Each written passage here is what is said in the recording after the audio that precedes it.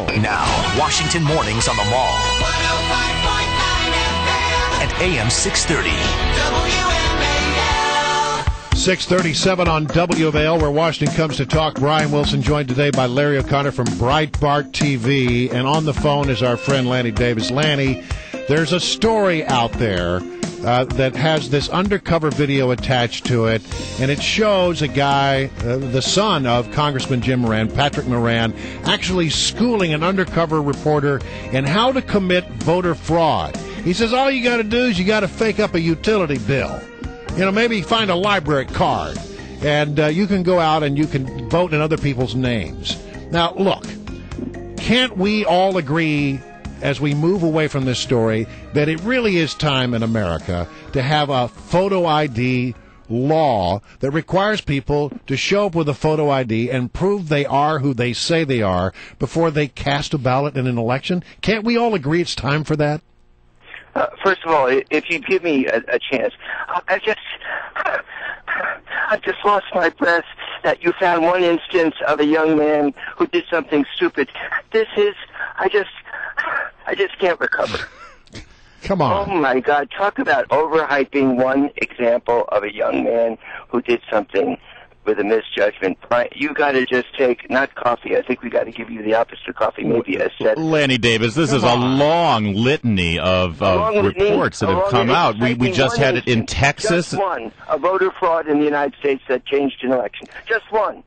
Can I ask you, Lanny, though? But seriously, is it okay? Do you think it's okay to be able to go? That changed an election in the United States. Just one. I want all your listeners to notice that you're not going to answer my question. Anybody? All right, hold on just a second. Let me just say this. In the Commonwealth of Virginia right now, listen to me, Lanny. In the Commonwealth of Virginia right now, it is so close in the Senate race. It is so close in the presidential race. I'm not kidding when I say this. 100 votes could make a difference. 100 votes could be the determining factor about who is the next senator from Virginia or who is the next president of the United States. It ain't beyond the realm of the possible. It's that close. Be serious, because there is no answer, because you know there is none. Let's be serious. I agree with you. Well, there's an answer. You showed a photo ID. That voter fraud is a bad thing. So is corporate fraud. And so is corporate welfare, where people steal money from the American people by taking tax loopholes with offshore accounts. This is bad. But one instance does not make voter fraud. According to John Fund's book, and a voter ID with a photo is not necessary. There are plenty of ways that America has. By the way, we've existed for over 200 years without photo ID. We have photo ID when we board an airplane, but we don't need photo ID. There are other ways of identifying. Why not? Which we should use for voting, but this is not the major issue of the day. No, it is a major issue, Lanny. It is a major.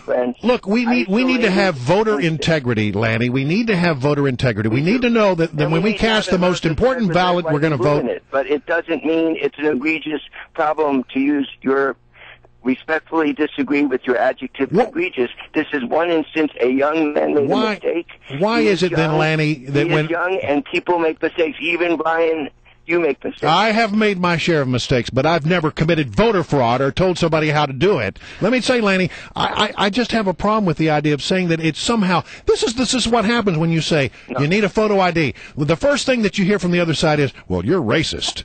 I'm not racist. I just wanted to have some integrity about the system. I don't use labels. You have a right to be concerned about voter fraud. I respectfully disagree that a photo ID, which does make it difficult for elderly people and a lot of people who don't have photo IDs, you do need an identification to prove who you are. And I agree that voter fraud is wrong. I just don't think you should be over-exaggerating the effect of one instance, just as we've seen before, without also talking about the massive fraud in corporations and individuals who use offshore accounts to avoid taxes. You should be more outraged at that fraud. Lanny, while you've been filibustering, a voter fraud, and again I repeat, now I'm going to state a fact rather than asking a question.